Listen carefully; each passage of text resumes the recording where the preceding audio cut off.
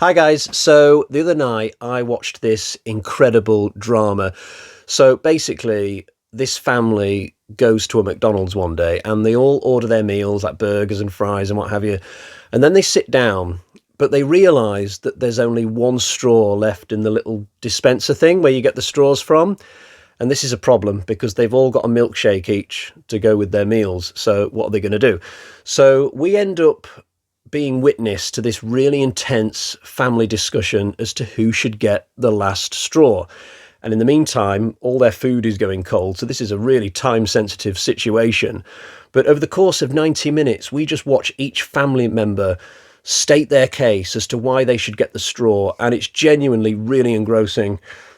Spoiler alert, by the way, at the end of the movie, they all agree to share the last straw. So they're just going to pass it around, even if it means, getting each other's cooties and stuff. And I was so touched by this resolution. Honestly, it's so good, this.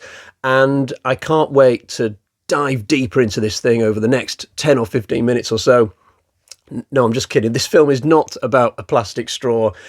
It is about something that's actually genuinely horrific. Although I might not have necessarily been lying about the restaurant part.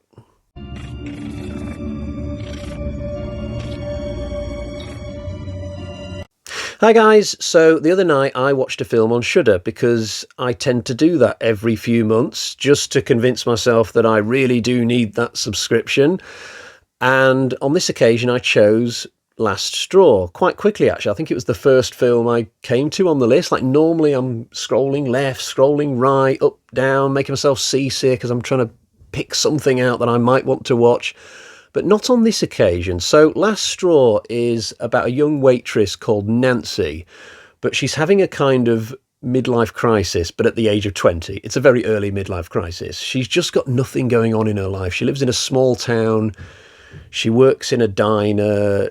She's just bored. She's thinking to herself, is this it? Is this all I've got to look forward to for the rest of my life?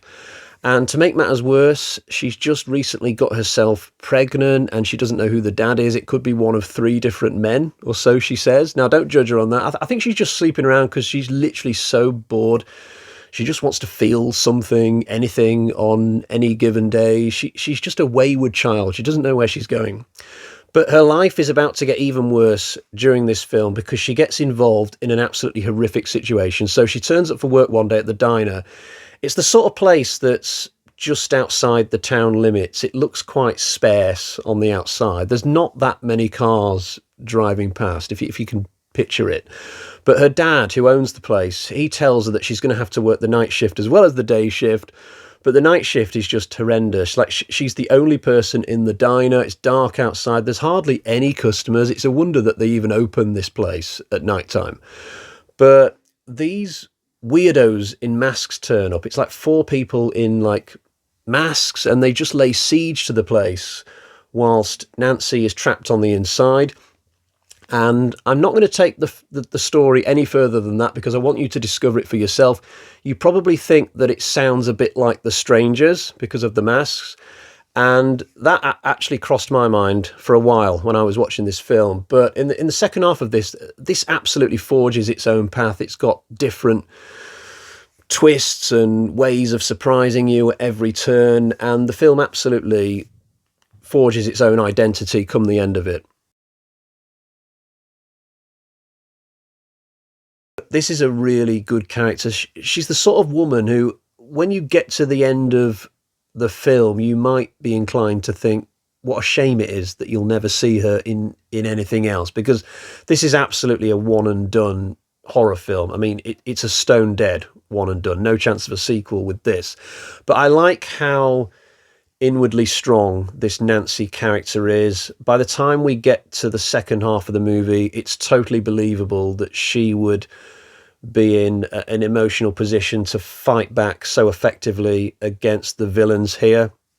And the film really emphasizes her mental strength rather than her physical capabilities. You know, this isn't a character who is suddenly going to start doing kung fu, even though she's meant to be a waitress. You know, she's not suddenly going to whip out a pump action shotgun from behind the counter and be very handy with that, you know, like that like that ginger girl from Jason Goes to Hell, who was very awesome in that movie, by the way. But Nancy is certainly a better character.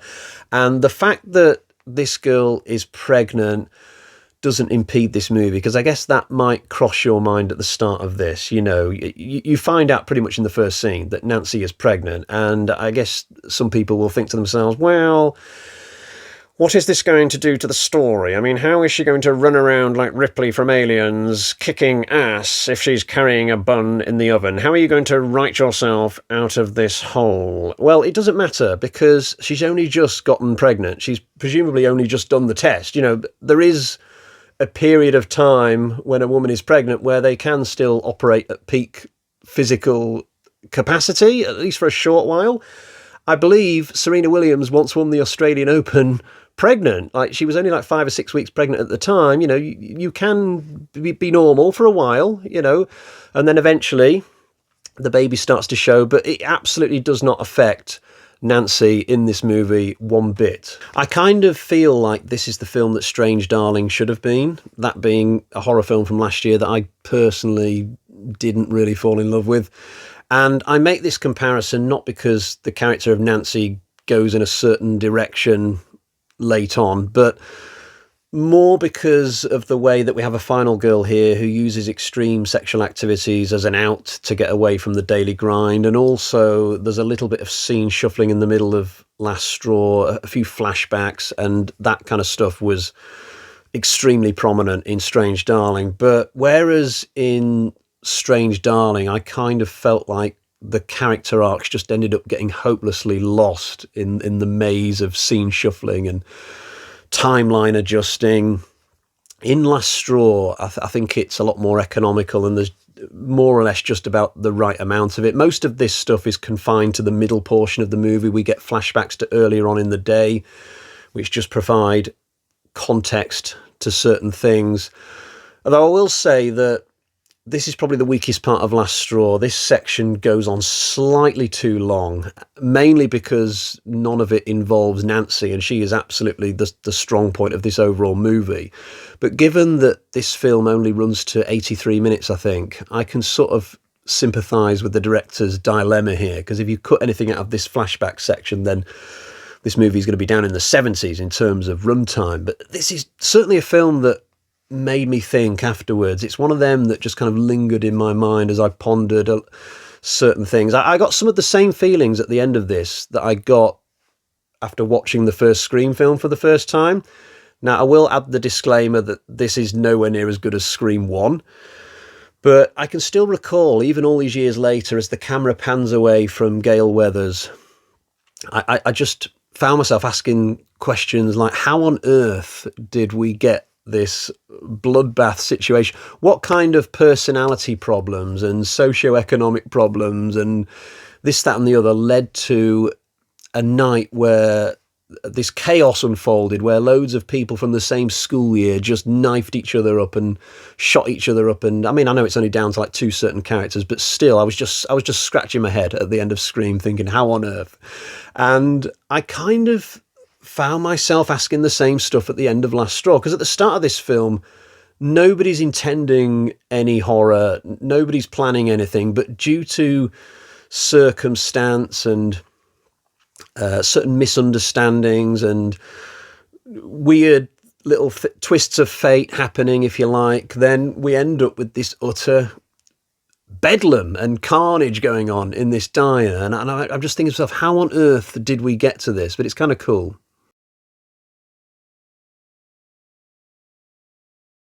Some other quick thoughts. The soundtrack is excellent. It's a little bit futuristic, I think, although also a little bit 1980s as well, which probably makes it sound like I haven't actually seen the movie and I'm just kind of hedging my bets as to what the music was like. But I definitely caught a little bit of a retro electronic sort of vibe at points watching this.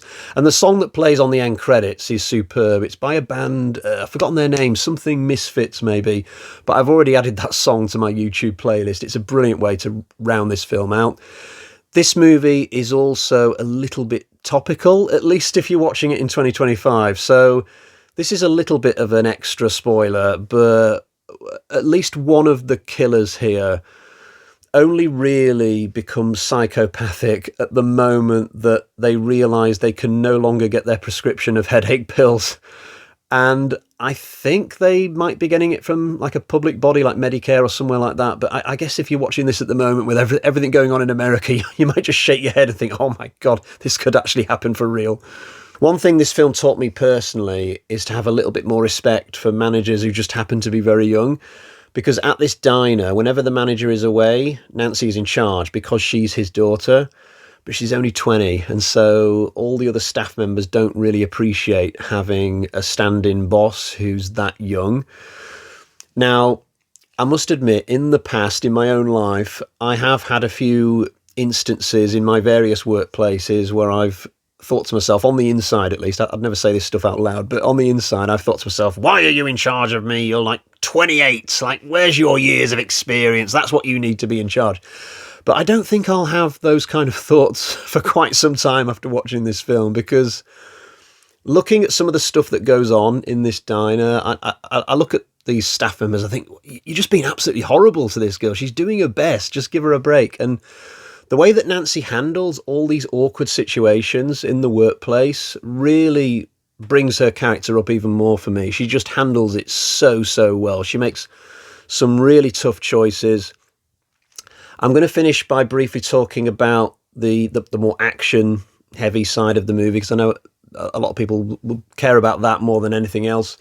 When it comes to like gore and kills and chases and things, this film is a little bit light in volume, I'd say. Or at least it will be for some people.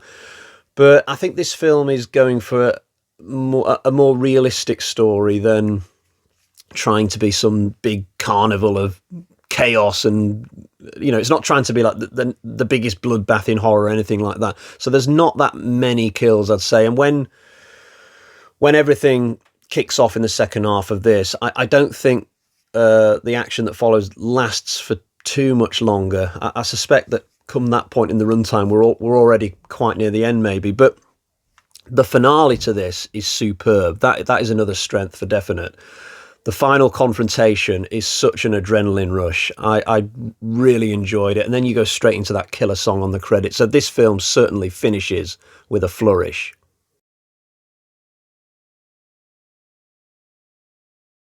Right, we've reached that point where we check out the bag of terror and see what sort of score I am going to give Last Straw. So we've got 1, 2, 3, 4 Michael Myers carving knives out of 5. I think this is an excellent film. I thoroughly enjoyed it. I would highly recommend you try it.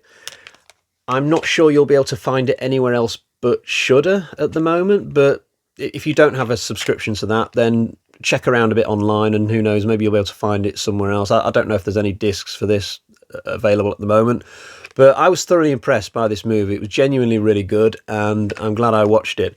Right, that's all for today. I'll be back again next time. See ya.